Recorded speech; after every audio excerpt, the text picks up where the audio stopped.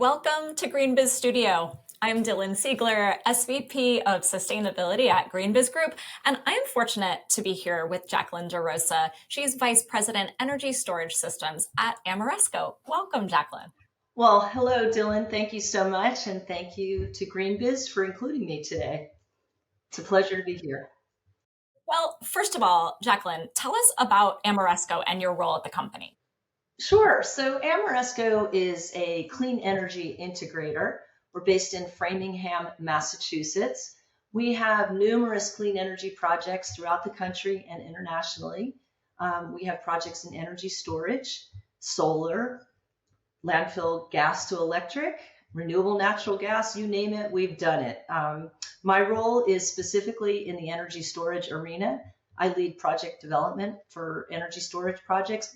We've done over 2 gigawatt hours of standalone energy storage projects for Ameresco. For some of our audience who are immersed in these energy industry megatrends, battery storage is going to be really front of mind for them. But for the uninitiated, can you give a quick intro? Why is this so important right now? Sure, Dylan, and it is important. If we want to have a clean electric power grid, we need to be able to store electricity at the grid scale. And until recently, we didn't have the capability to do that. New advances in technology and information technology as well have allowed us to build grid scale energy storage projects. This means that when there's an overproduction of solar, say in the middle of the day, I'm in California, and we have way too much solar to serve the load. Here, we can store that electricity and use it for later in the day when the peak load is increasing. The same thing for wind at night. There's an overproduction of wind. We'd like to store it. We don't want to waste it. We don't want to curtail wind power plants or curtail clean energy. We want to be able to store it for later use. Great. That makes a ton of sense. So looking around the corner in 2024 and beyond, what's coming in the world of energy storage? In 2024, a lot of the policy and market design issues are going to be further along in their resolution. We had the Inflation Reduction Act that's giving tax credits for energy storage technologies. We'll see an advance in that implementation. It takes a long time to implement some of these new ideas.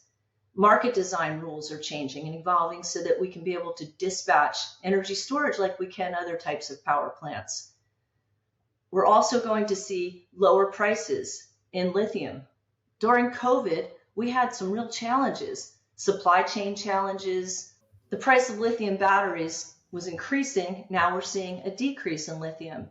Battery energy storage, a big chunk of the cost is due to the price of lithium. So if we can see that come back down, again, we can have a more cost-effective solution.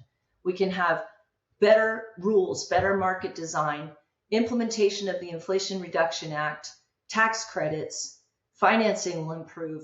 2024, all the stuff that was deferred in 2023 will come online. 2024, we'll see a boom. That's amazing. Thank you so much for helping us get up to speed on the policy opportunities and emerging technologies and all of these use cases. What opportunities are most exciting to you in that respect at Ameresco when it comes to battery storage?